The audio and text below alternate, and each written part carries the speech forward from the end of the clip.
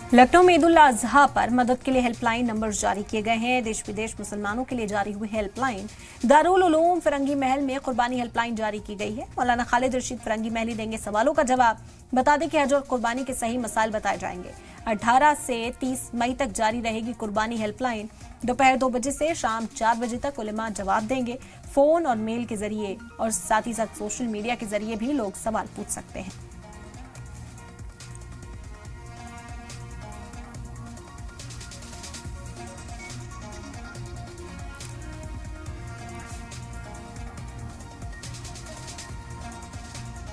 बकरीद के मौके पर पिछले साल हुए तनाव को देखते हुए मुंबई के मजगांव में एक अहम मीटिंग बुलाई गई। मीटिंग में सियासतदान, वकील, एनजीओ और अमन कमेटी के लोग शामिल हुए। इस बैठक में बीएमसी गाइडलाइंस के हिसाब से तय हुआ कि कुर्बानी के लिए सोसाइटी से एनओसी लेना जरूरी होगा और ये एनओसी कैसे ली जाएगी, इसकी जानकारी दी गई। बकरीद के दौरान किसी भी तरह की परेशानी से निपटने के लिए एक कमेटी की तश्कील की गई। एक हेल्पलाइन नंबर जारी किया गया। परेशानी होने पर मुंबई में कोऑर्डिनेशन कर मदद की जाएगी। कुर्बानी की जगहों पर साफ सफाई का खास ख्याल रखें। कोई वारदात हो तो तुरंत कमेटी से संपर्क करें। मीटिंग में एक्स एमएलए वारिस Pathan, ex MLA Nawab Malik, advocate अमीन सोलकर, एडवोकेट मुबीन सोलकर, अमन कमेटी के सदर फरीद शेख और कई सामाजिक कारकुनान मौजूद रहे।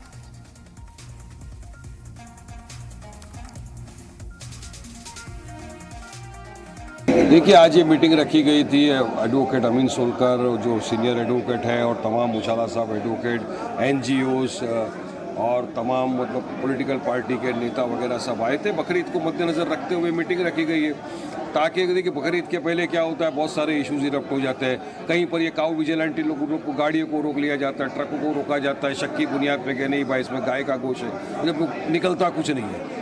हाँ, तो ऐसे लोगों के लिए कानूनी कार्रवाई की जाए, कानून का सब चीज़ करे, प्यार मोहब्बत है। इसकी वजह से आज मीटिंग रखी गई थी और एक कमेटी का गठन ये करेंगे ताकि किसी को ग्रीवेंस से कुछ है तो यहाँ आके आप बात कर सकते हैं।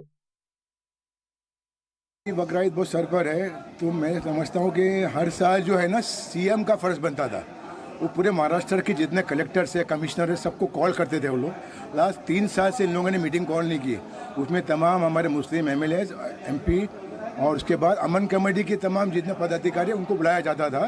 तो ये अभी जब से इनका अपने क्लैशिंग गवर्नमेंट चल रही है, उद्धव ठाकरे के बाद में इनके फडणवीस के टाइम पे भी हमने मीटिंग को कॉल किया गया, लेकिन अभी इन्होंने मुसलमानों को दरगुजर कर दिया। मतलब इनके हमारे त्यौहारों से इनको कोई वो पड़ता नहीं पुराने हाल, मतलब हमारा कोई रहा। और हमारे एमएलए का फ़र्ज बनता था कि जो मीटिंगें हो रही थी क्यों नहीं हो रही, वो छोड़कर तो इसके मजबूर होकर हमारे एडवोकेट हजरात ने, मुबीन सोलकर साहब ने और हमारी एक टीम है एनजीओस की, तो इन्होंने ये कॉल किया कि अपनों को कम से कम हम तो अलर्ट रहे और हमारे लोगों को अलर्ट करे, होशियार करे कि हमारा जो त्यौहार सर पर है इसमें हमको क्या क्या चीज़ फॉलो करना चाहिए, क्या क्या फॉलो नहीं करना चाहिए।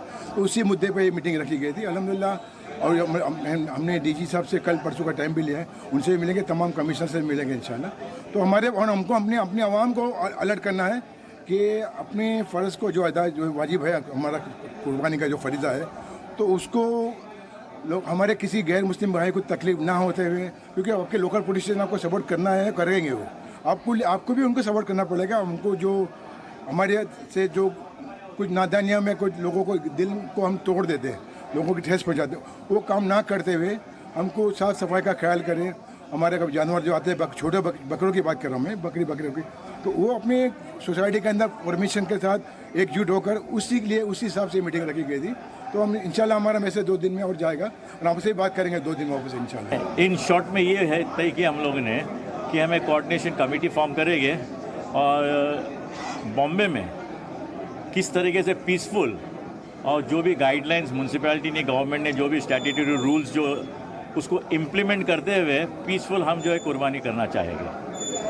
जिस तरीके से देखा जाता है कि हर साल जो है बहुत सी जगह पे इश्यूज होते हैं तमाम चीज़ों को लेकर, सोसाइटीज़ को परमिशन भी नहीं दी जाती है क्या कहेंगे उस बहुत से मामले जो हमने देखा पिछले साल भी कोर्ट तक भी पहुँचे। देखो, प्रॉब्लम ये है कि सोसाइटीज़ कुछ कम नहीं है, अलग अलग सोसाइटीज़ है और कुछ जो है वो मुस्लिम पॉपुलेटेड एरिया में, कुछ मुस्लिम पॉपुलेटेड एरिया में नहीं, कॉस्मोपॉलिटन एरिया में, तो वहाँ पे ज़्यादा प्रॉब्लम्स आते हैं। लेकिन ये इस वक्त हम लोग सोच रहे हैं कि किसी हालत से ये परमिशन लेना, ये सब जो हम उसको स्ट्रीमलाइन करेंगे और इस तरीके से कोई ऐसा वाक़या न हो, इसकी हम पूरी कोशिश करेंगे। जिस तरीके से बजरंग दल के लोग जो है जगहों पे जाते हैं, सोसाइटीज़ में जाते हैं, वहाँ परमिशन मांगते हैं, गाड़ियों को रोका जाता है, ये तमाम चीज़ों को नहीं, इसका हमने सोचा है कि कुछ तो भी काउंटर हम करेंगे, क्योंकि इलीगली ये लोग जो काम कर रहे हैं इलीगल काम कर रहे हैं। इनको कोई किस्म की अथॉरिटी नहीं है, और ये जो हरकत करते हैं ना, इसके वजह से तनाव होता है और दो कम्युनिटीज़ के अंदर खामखा का फ्रिक्शन होता है। तो इस चीज़ को हम लोग अवॉइड करने की बहुत कोशिश कर रही है। इस मामले को लेकर आने वाले वक्त में कुछ रूट में पैरवी वगैरह भी बकरीद को लेकर अभी वो तो अभी समझो पोस्टपोन हो गया, आफ्टर मंथ है। देखेंगे अगले बकरीद से पहले क्या उसमें पॉजिटिव जो भी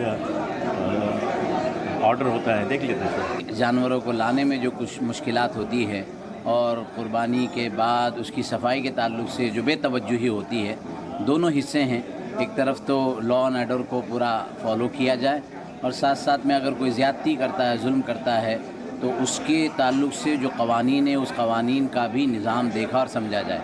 यहाँ हम हमारी कौम व मिल्लत से कहेंगे कि क़ुरबानी एक इबादत है, और इबादत के तमाम उसूल और ज़वाबित और शराइत हैं।